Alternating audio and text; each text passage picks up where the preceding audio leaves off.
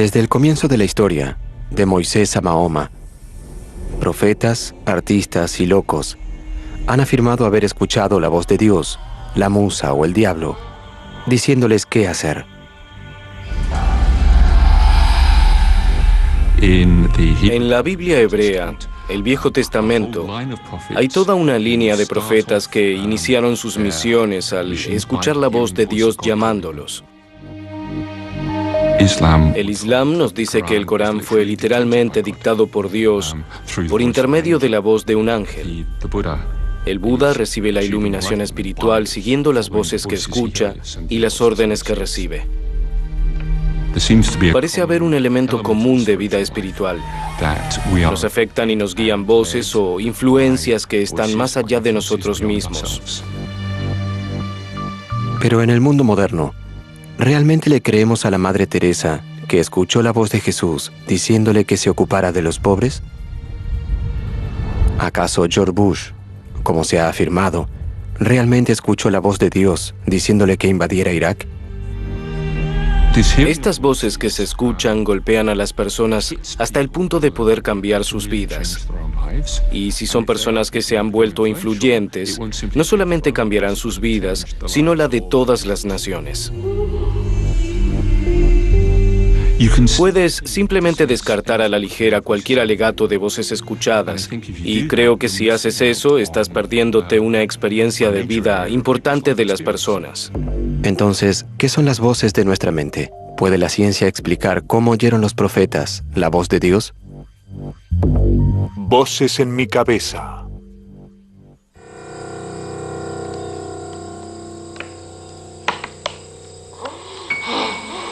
Alguna vez, nuestro mundo estuvo repleto de dioses y demonios, y nosotros aceptábamos que nos hablaban.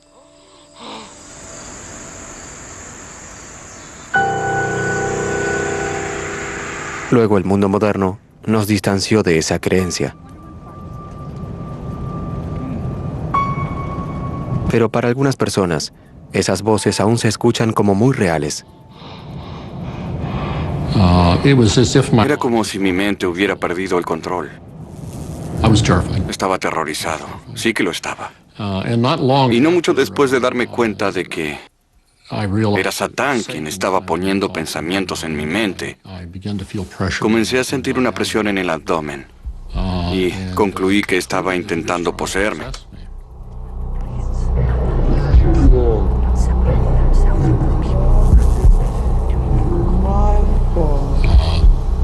Dijo que era suyo, que me había conquistado y que no había nada que yo pudiera hacer para evitarlo, lo cual simplemente agregó mucho más terror.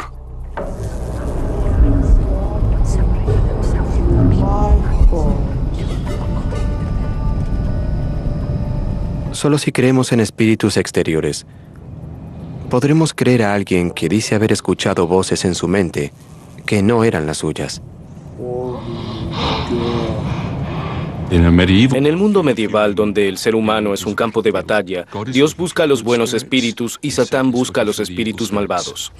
Podía ser dulce, podía ser cruel, podía ser tentador, sarcástico, resentido. A veces su voz sonaba como la de un viejo, otras veces como la de un joven.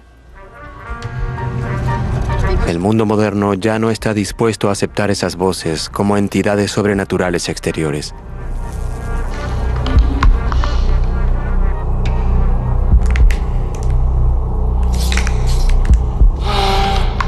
En cambio, ha entendido que son creaciones de nuestra propia mente, que nos engaña. Aún sin saberlo, somos amedrentados. Luego de haberme enseñado durante 13 años que Satán estaba tras de mí todo el tiempo, intentando llevarme al infierno, cuando le hablé a mis padres al respecto, su respuesta fue que estaba poseído. Lo que alguna vez fue entendido como espiritual y significativo, es ahora descartado como absurdo y loco. La psiquiatría tradicional diría que si escuchas una voz, estás mal. Las voces eran vistas como espasmos del sistema nervioso, evidencias de que el cerebro no funciona bien. Cuando llegó el siglo XX, creíamos en el cerebro y en la causalidad física de todo lo que pasaba en la mente. La sugerencia era que el tipo de experiencias que estaban teniendo los locos simplemente no era entendible. Era como actividad al azar que ocurría en el cerebro, que no significaba nada.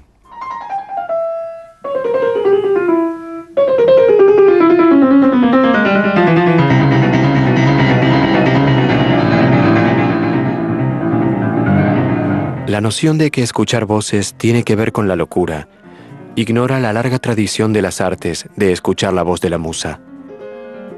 Grandes artistas como Mozart y Blake no se volvieron locos por las voces que escuchaban, sino que fueron inspirados por ellas. John Lill es uno de los mejores pianistas de su generación y un oidor de voces. Fue en Moscú, en la competencia de Tchaikovsky que hacían cada 4 años y aún la hacen. Yo tenía 25 o tal vez 26 años. Estaba en Moscú. Debía tocar en la ronda final al día siguiente y había estado practicando mucho. De pronto noté una figura. Era un caballero vestido a la antigua. No hay duda de que la figura estaba ahí.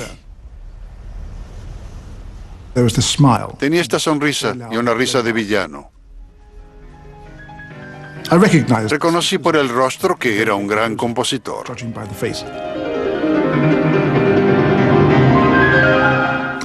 Pensé que tal vez había estado practicando mucho, que imaginaba cosas, pero era demasiado real para eso. Era realmente sólido y muy decidido. Dijo, vas a ganar mañana.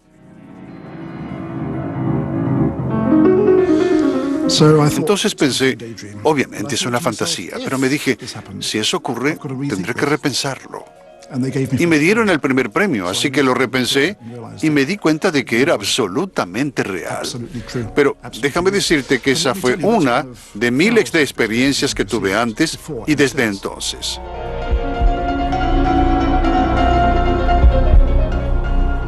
Si fueran solo los artistas quienes escuchan voces, la psiquiatría tal vez podría reducirlo a una licencia poética.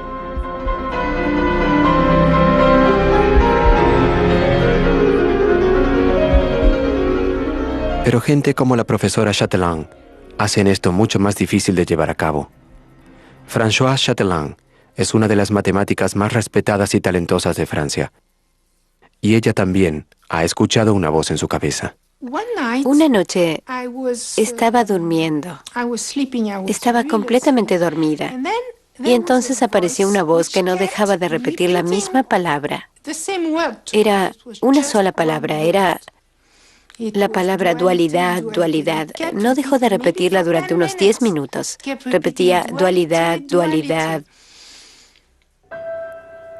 Tomé una hoja y comencé a esbozar lo que me venía a la mente. Y cada noche me daba suficiente información como para que yo la dejara registrada en el papel para el día siguiente. Dualidad, dualidad. Y todo se aclaró para mí. Dualidad. Entendí que en el mundo del análisis todo estaba atascado y cómo todo estaba combinado. ¿Y no comenzó a pensar que tal vez estaba volviéndose loca? ¿Que algo estaba ocurriéndole? En ese momento no. Cuando crees que entiendes, entiendes. ¿Tenían sentido? Sí, por supuesto. ¿Qué? Mucho sentido. Eran completamente coherentes. Pudo haber sido cualquier cosa, pudo haber sido su mente jugando con Pero no usted. soy el prototipo de alguien a quien su mente le juega bromas. No soy ese tipo. Dualidad, dualidad. Lo que las voces me ayudaron a hacer fue abrir una nueva puerta en la forma de percibir los números. Una forma diferente al entendimiento que los matemáticos tienen de los números. Chatelain no es profeta, pero el trabajo inspirado por sus voces ha sido estudiado profesionalmente y publicado. Con tales ejemplos, ¿podemos todavía descartar las voces como mera locura? La ciencia está teniendo que tomar las voces en serio, pero ¿puede explicar cómo llegaron a existir tales voces?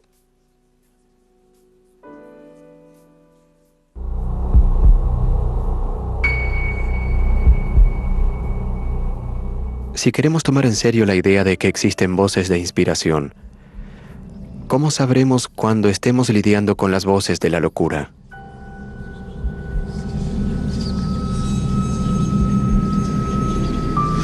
Están sobre tu rostro. Es casi como si estuvieran allí y allí y allí invadiendo tus espacios personales mientras las escuchas. Se siente como si estuvieran frente a ti. Es casi como si pudieras sentirlas, si quisieras. Y en cuanto te llaman, ya no puedes moverte porque sientes como si una fuerza estuviera poseyéndote. Y al mismo tiempo no entiendes por qué, de qué se trata todo. El problema era que, de acuerdo a la psiquiatría, no había ninguna razón. Si las voces no son más que creaciones de una mente deshecha, torturándose a sí misma, ¿por qué habría de escucharlas? Es como si fuera un sueño. No entras en discusión con la voz como si fuera una persona, porque eso la fortalecería.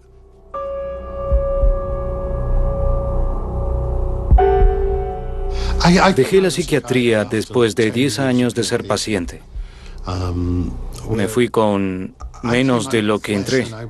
Cada vez que intentas hablar con alguien al respecto, si dices, mis voces están muy mal, necesito hablar contigo, ellos te dicen, bien, juguemos al Scrabble o preparemos una taza de té.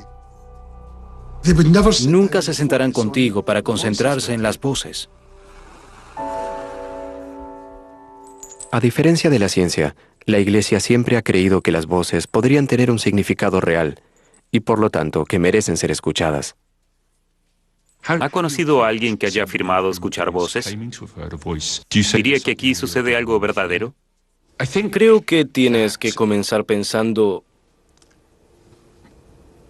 que algo está sucediendo con esta persona y tienes que tratar de entenderlo y también de lidiar con eso. Probablemente no es la mejor manera responder a lo que dicen con un simple ¿te das cuenta de que estás totalmente loco? Tienes que reconocer que está sucediéndole algo realmente significativo e intenso. Sin embargo, esto es precisamente lo que la ciencia psiquiátrica nunca había podido hacer, hasta que la revolución comenzó aquí, en Holanda, con una oidora de voces llamada Patsy Hag.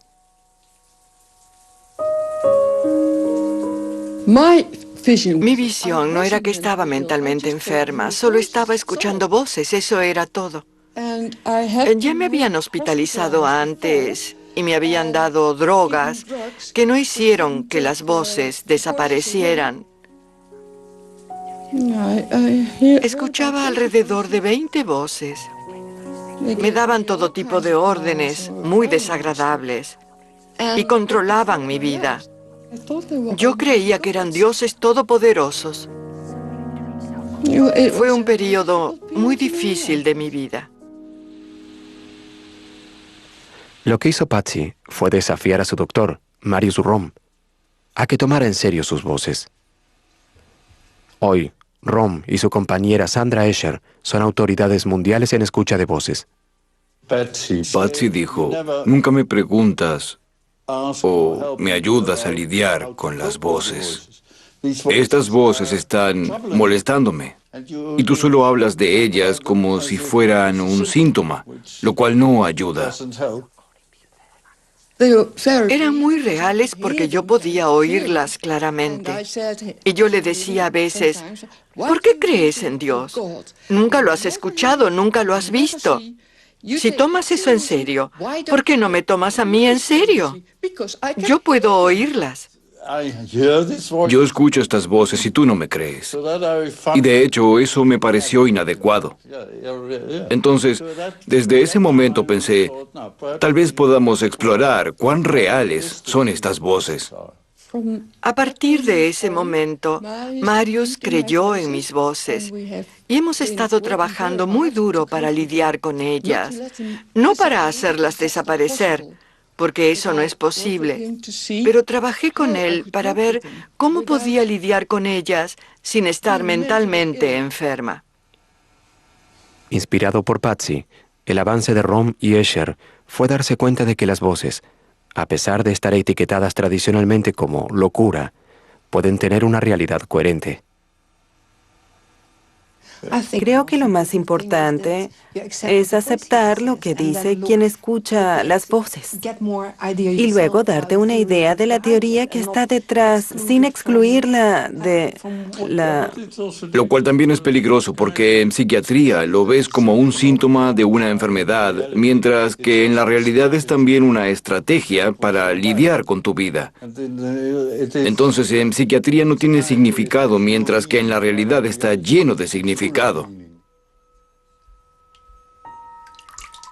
Si aceptamos que las voces son reales y significativas, entonces se abre la posibilidad de que las voces tengan personalidades diferentes, algunas buenas, otras malas. Una posibilidad en la que la Iglesia ha creído por mucho tiempo. Una vez que reconoces o aceptas que hay fuerzas externas que tienen algún tipo de influencia en nosotros, entonces aparecen las preguntas acerca de cómo decidir cuáles de ellas vale la pena escuchar, cuáles no, y si pueden engañarte. Ese tipo de preguntas aparecen y entonces tienes que saber discernir. Preguntas que la ciencia apenas está comenzando a pensar, fueron consideradas durante siglos por la Iglesia. San Ignacio, el fundador de los jesuitas, era un oidor de voces que escuchó la voz de Dios y escribió un tratado llamado sobre el discernimiento de los espíritus. Tenía un estudio de lo que él llamaba las reglas del discernimiento, indicaciones que decían, por ejemplo, si básicamente llevas una vida piadosa, la influencia de los buenos espíritus es una buena voz que será amable. Y hablaba de que sería como agua sorbida por una esponja.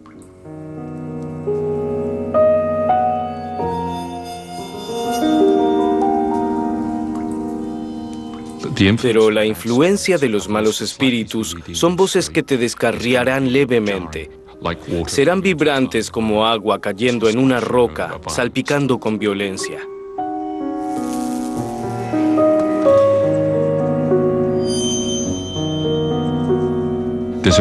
Hay un reconocimiento de que pueden ligarse estrechamente con lo que dice la psicología sobre cómo funcionan los seres humanos y cómo son influenciados.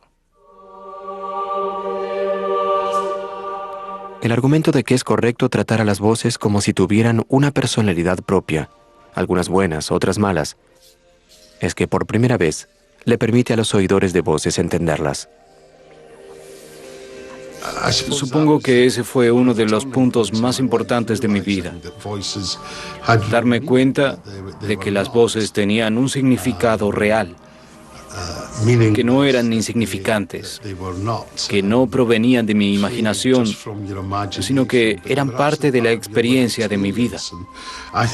Creo que cuando entiendes que las voces son parte de ti, entonces entiendes que puedes hacer algo al respecto.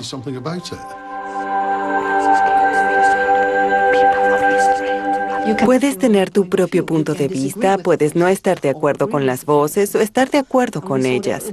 Y sería útil para los oidores si las voces se concretaran en una persona. Escuchar voces, en un sentido, no es ni una cosa ni la otra. Es lo que haces con esa experiencia, lo que determina si te convertirás en un paciente o en un santo. Para algunos oidores de voces, como Robin Cunningham, hacer frente a sus voces significó crear todo un paisaje mental en el que era capaz de confrontarlas.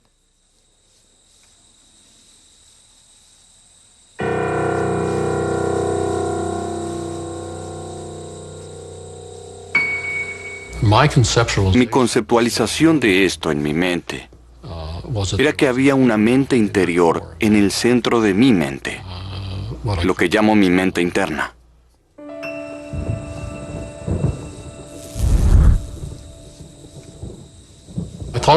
Mi mente interna estaba como imponiéndose. Se suponía que eso era el cielo seguro. Y la idea era aislarme dentro de este círculo interior.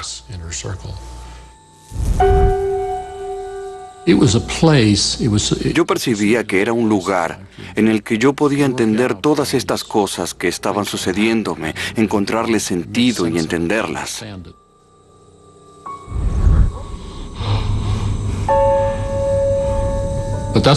Pero eso era lo que yo quería que fuera. Quería que mi mente interior fuera un santuario. Percibía que mi mente se dividía ahí dentro. Y fuera de ahí estaba mi mente exterior.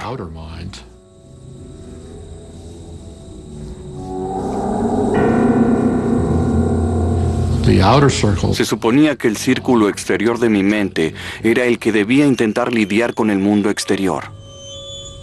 La mente exterior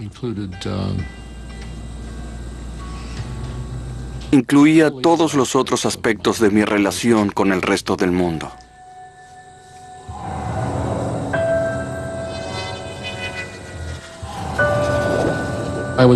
Podía hacer desaparecer los demonios y lo que ellos tenían para decir. Y usaba la otra porción de mi mente para proteger la porción interna y así poder resolver mi dilema.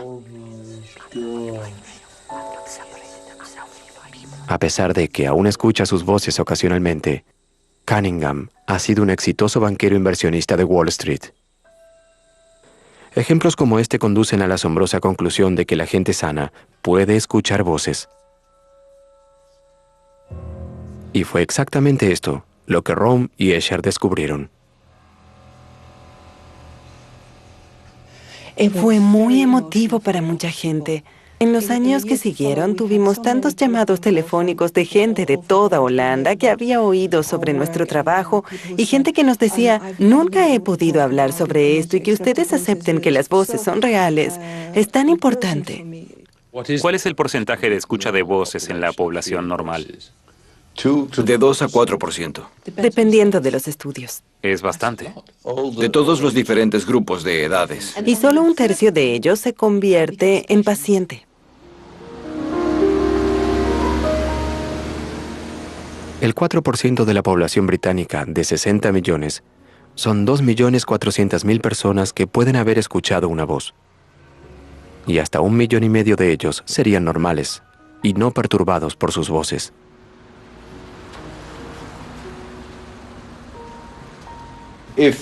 Si hay gente que escucha voces y no se enferma, entonces el escuchar voces en sí mismo no es síntoma de una enfermedad. Entonces ahora, de acuerdo a Rohm y Escher, sea lo que sean las voces, ya no podemos descartarlas simplemente como productos de mentes deshechas, porque también son producidas por mentes sanas. Entonces, ¿qué son las voces de nuestra mente?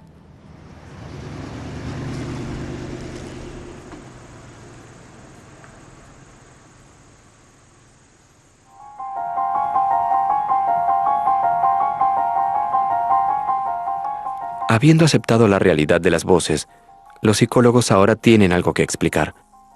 Y hay funciones conocidas del cerebro que indican el camino. El término discursos internos es utilizado por los psicólogos para algo que todos conocemos, este diálogo interno que tenemos. La mayoría del tiempo estamos pensando en cosas, hablándonos a nosotros mismos sobre cosas. Eso es lo que hacemos los adultos. Había una vieja broma que decía que hablar con uno mismo era el primer signo de locura. No es cierto. Si es el primer signo de algo, lo es de cordura. Es un proceso perfectamente normal y lo usamos para regular nuestro comportamiento, para instalar algo, eso es todo. Obviamente existe una conexión entre este proceso y las experiencias comunes que tienen los oidores de voces. En el discurso interno sabemos que somos nosotros quienes movemos los hilos, pero en la escucha de voces, las voces parecen tener voluntad propia. La clave de ambos, según creen algunos científicos de la mente, puede provenir de cómo utiliza la mente lo que aprendemos sobre el mundo para construir modelos mentales que permitan simular lugares, personas y cosas. La idea de que hay modelos en nuestras cabezas se aplica en todos lados. No solamente tiene que ver con otras personas. Tengo un modelo en mi cabeza que sabe cómo es esta habitación y hace que yo sepa a grandes rasgos cómo tendría que moverme para tomar esa cabeza o lo que sea. Y es el mismo proceso de generación de modelos que el que utiliza el cerebro. Entonces, existe esta idea de que, porque tienes un pequeño modelo de alguien dentro de tu cabeza, puedes simular y predecir lo que hará a continuación.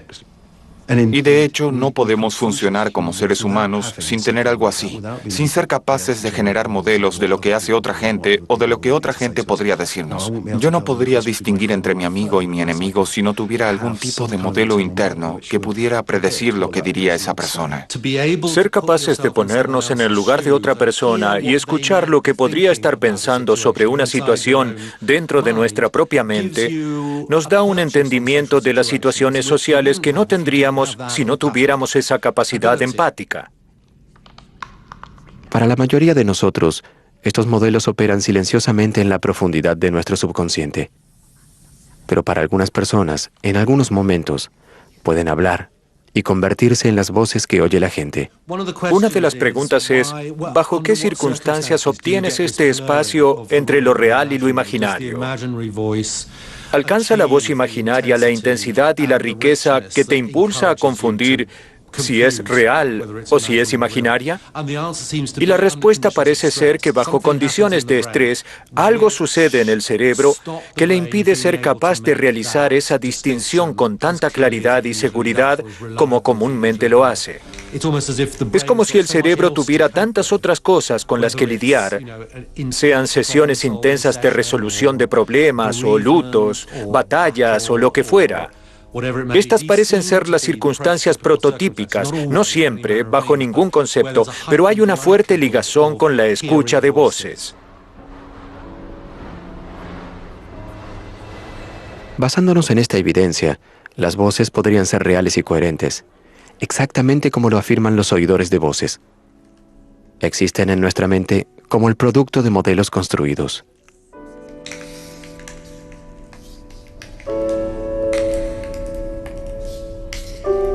Lo que nos lleva a la afirmación más importante que hacen los oidores de voces, que ellos no controlan sus voces, que no mueven los hilos.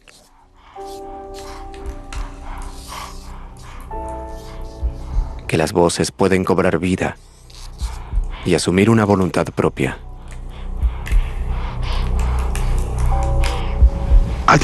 Solía creer que todas mis voces provenían de mí. Ahora no estoy tan seguro de eso. No creo que la voz que llamo maestro. Hablo con esa voz sobre hacia dónde voy, qué dirección estoy tomando. A menudo puedo ver esas voces como autónomas. Tal vez fueran producto de los modelos de mi mente, pero yo no podía controlarlas. No podía. Tenían una vida propia, decían cosas y ponían pensamientos en mi mente que yo consideraba muy peligrosos. Si hubiera podido controlar esto, lo hubiera hecho. Algunos científicos de la mente, como Guy Claxton, creen que estas afirmaciones podrían ser ciertas. Y señalan como clave las experiencias de escritores que dicen que escuchan a sus personajes hablándoles.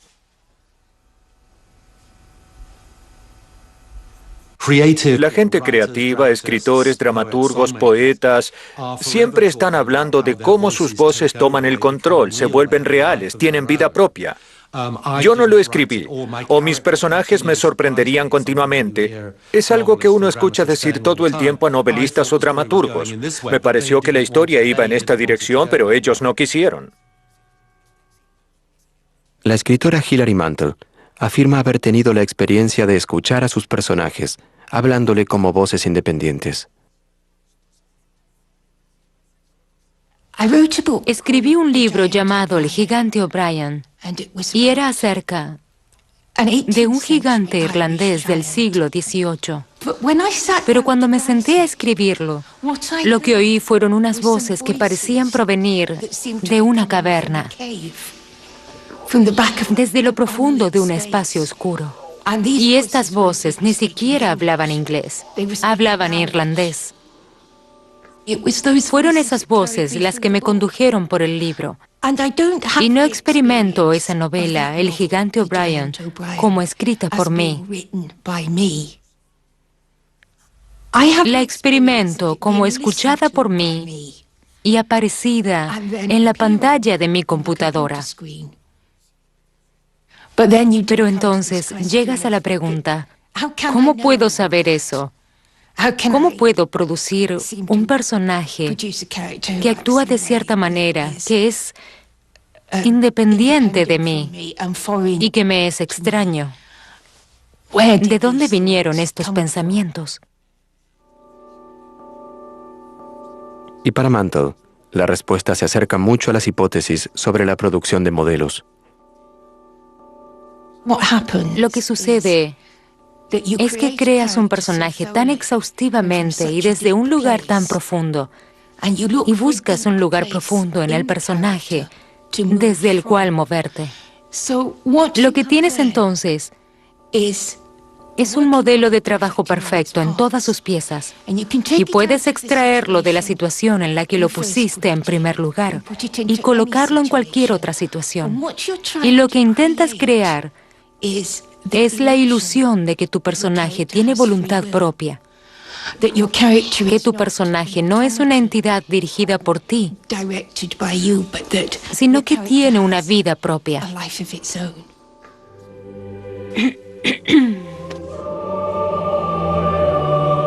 Esta experiencia de escritores como Mantle, de construir un modelo que finalmente cobra vida, ¿nos da una perspectiva sobre la escucha de voces espirituales?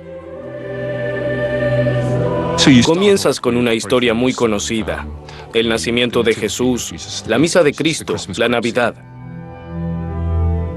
En la primera parte de la plegaria, construyes esa imagen en tu imaginación. Luego dejas que los detalles de esa imagen te hablen y posiblemente que las personas de esa imagen te hablen también. En algunos tipos de escena imaginativa te gustaría decir, y creo que a algunos tipos de personas les gustaría decir simplemente, eso vino a mí en mi imaginación. Si ha sido más vívido en el momento de la plegaria, algunos tipos de personas estarían felices de decir, Dios me habló en esa escena, me llamó, me invitó, se dirigió a mí. Creo que eso es cierto. No creo que exista una división estricta entre una sensación de que Dios te habla y lo que esté sucediendo en tu propia imaginación.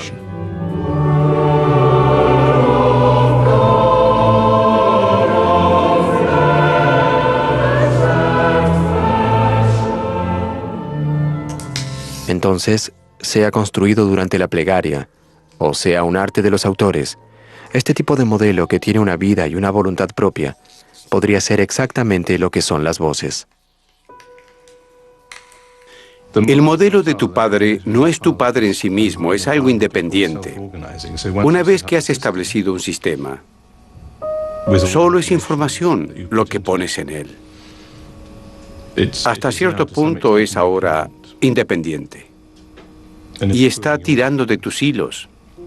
Entonces, en ese sentido, esas cosas que suceden en mi cerebro son cosas que mi yo no está haciendo. Un modelo tal sería entonces mucho más que una mera marioneta. Tendría una vida y una mente independientes. Y podría hablarnos exactamente como dicen los oidores de voces. Tú te conviertes en su criatura. Es mejor pensar que tú eres su criatura y no que ellos son tus criaturas. Tal vez tú eres su marioneta. Tienes que estar dispuesto a entregar tu mente, tu atención y tus pensamientos a lo que ellos quieren decirte. Y luego hacer uso de lo que quieren decirte para escribir tu libro. Entonces, lo que estás haciendo es permitir que emerja una nueva conciencia. Si parte de cómo funciona la mente humana es crear voces en nuestra cabeza que viven y piensan independientemente de nosotros, ¿podría ser este también el mecanismo por el cual los profetas escucharon la voz de Dios?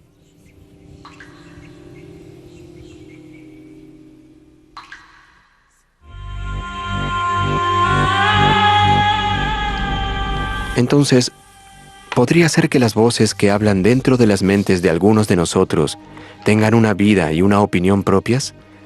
Pero si pudieran ir un paso más allá y realmente pensar creativamente por ellas mismas, entonces podrían decirnos cosas en las que no habíamos pensado y revelar verdades que no sabíamos. ¿Podría esto explicar cómo oyeron los profetas la voz de la revelación? El hecho de que la voz pueda tener una opinión diferente a la mía no sería un problema en lo absoluto, porque puedo tener modelos de personas en mi cabeza con opiniones diferentes a las mías. La cuestión interesante es la afirmación de que la voz les dijo algo que ellos no sabían. Entonces tendría que decir que no es magia, no es parapsicología, no es algo que de alguna forma se te mete en la cabeza y no estaba allí antes. Yo diría que no somos receptores o almacenadores pasivos de información. En nuestro cerebro suceden toda clase de cosas todo el tiempo a medida que organizamos la información.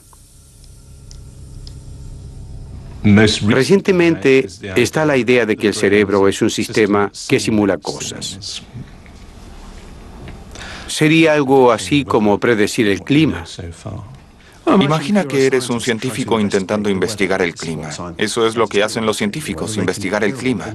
Y para eso construyen un modelo, un sistema virtual del clima. Luego ponen a funcionar el modelo y entonces ven qué ocurre. De pronto descubren que lloverá la semana próxima o algo así. No están controlando todo lo que sucede en el modelo. Ellos crean el modelo y luego el modelo funciona por sí solo. Tiene autonomía porque esta le fue dada por el diseñador del sistema.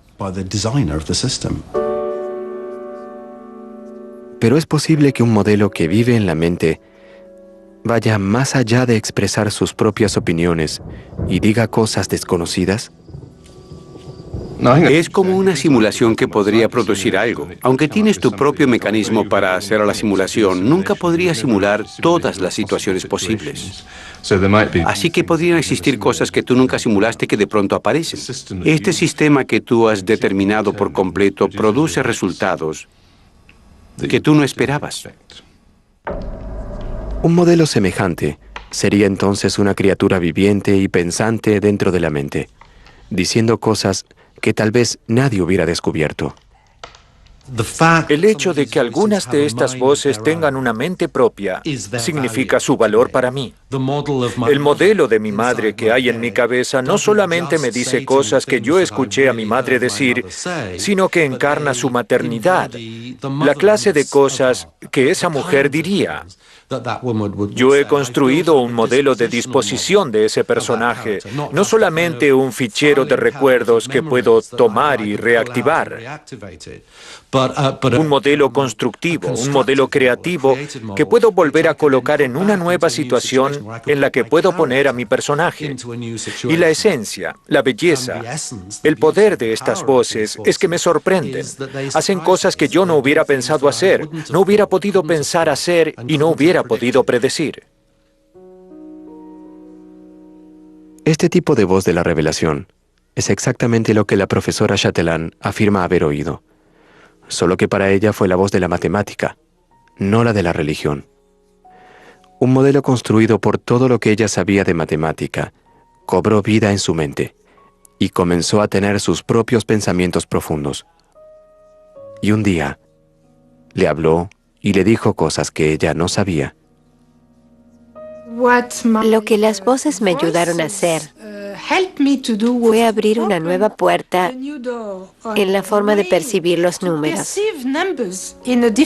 diferente al entendimiento comúnmente enseñado en la escuela, en la vida real, diferente al entendimiento que los matemáticos tienen de los números.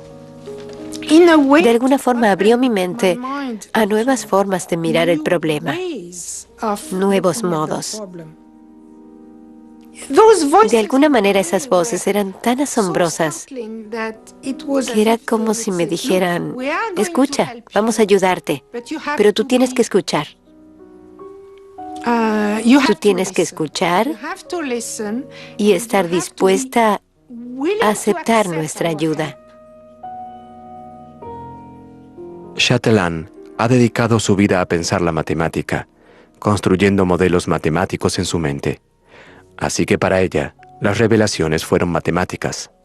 Pero los profetas y santos que pasaron sus vidas contemplando las enseñanzas de Dios, ellos habrían construido un modelo de Dios en sus mentes, que les habría hablado como la voz de la revelación. ¿Podría ser así como Moisés escuchó los 10 mandamientos u otros profetas la palabra de Dios? Hay algo interesante de la idea de simulación. Habiendo leído la Biblia, habiendo usado eso para construir tu modelo, tu máquina de simulación, cuando pones a funcionar esa máquina en situaciones nuevas que no estaban presentes en lo que leíste, entonces te dirá la respuesta. Entonces la imagen de Jesús, la imagen de Gandhi y la imagen de Zeus, que está almacenada en mi mente, puede tener un poder enorme para decirme qué hacer o cómo debo comportarme. No solo cómo debo, sino cómo puedo. Para la ciencia, la manera en que la mente construye modelos, lo cual representa una sabiduría enorme, es una forma de explicar cómo oyeron los profetas la voz de Dios. ¿Pero esto es suficiente para los creyentes? Desde que tenemos una idea científica de que escuchar voces tiene que ver con la construcción de modelos y que esos modelos son cada vez más reales, creo que eso se ajusta a lo que Ignacio entendía como el funcionamiento de la plegaria. Por cada día, mes o año que estás rezando, te acercas a las Escrituras y te encuentras con Cristo en esas Escrituras. Y el creyente que ha estado haciendo eso por años estaría construyendo un modelo o imagen muy fuerte de Cristo en su vida. Cristo hablándole, Cristo a su lado. Hasta aquí todo bien. Eso es lo que un científico querría decir. Creo que lo que la religión le agregaría a eso es que así es como actúa Dios. Dios no necesita enviar un ángel con plumas y un camisón largo para que te susurre al oído. Dios trabaja a través de esos modelos para hacerte entender lo que quiere decir. Y esto ya lo dijimos. Lo interesante es que Dios puede vigorizarte de esa forma, que el modelo de Cristo que tienes en tu mente, el Cristo que está ahí para ti durante la plegaria, puede decir algo que no esperabas, puede mirarte de una forma que nunca hubieras esperado. Entonces, esta teoría de que la mente construye modelos podría explicar cómo la gente escucha la voz de Dios. Moisés habría construido un modelo de acuerdo a sus creencias religiosas, que él escuchó como la voz de su Dios. Un modelo con un poder tan extraordinario que nos dio los 10 mandamientos. Si es así como estamos hechos, entonces algunos tal vez escuchen la voz de Dios, otros la voz de la inspiración. Pero si todos somos capaces de escucharla, entonces la pregunta es, ¿qué estamos escuchando? Cuanto menos cultivamos esa capacidad de ser silenciosamente respetuosos de estas cosas que nos llegan desde fuera de nuestra percepción preordenada de sensatez, racionalidad y control, perdemos mucho de nuestro potencial porque estamos literalmente sordos a muchas de las voces a través de las cuales nuestro cerebro nos habla. Tomemos el ejemplo de un lago arremolinándose durante una tormenta. Una pequeña onda será completamente inadvertida bajo tales circunstancias. Si el lago estuviera quieto, sereno, advertiríamos la onda más pequeña. Lo mismo sucede con la recepción de asistencia externa de las personas. La vida es estrepitosa por el bullicio que la rodea. ¿Cómo se puede ser receptivo? Y luego está la voz pequeña, más calma, o el alcance de voces más calmas, más pequeñas. Tal vez las voces que representan valores más profundos pueden llegarte como la voz de Dios o como tu propia voz más calma. Pero no llega en un alboroto. No llega a menos que tú crees el espacio para poder decir, sí, lo recuerdo. Recuerdo qué es lo que realmente me importa. Las voces pueden ser una revelación de cómo funciona nuestra mente, de cómo algunos afirman haber oído la voz de Dios o de la inspiración. Cuando estás escribiendo y llegas a este punto en el que el personaje comienza a hablar, sientes un júbilo absoluto por este estado de ser la coinspiración. Sientes una felicidad pura. Es la sensación de que todo está cayendo en armonía y proporción. Sientes como si por un momento las desarmonías fortuitas de la vida se alejaran y tú estuvieras en armonía y todo funcionara bien. Es un momento de tanta dulzura que imagino que en intensidad debe ser como una experiencia religiosa.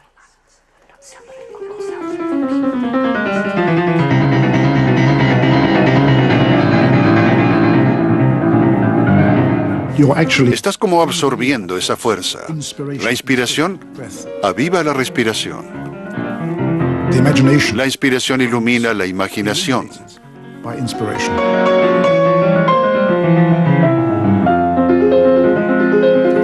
Cuando puedes elevarte tan alto que puedes de hecho tocar tus dedos, las voces solo pueden descender a un segundo plano.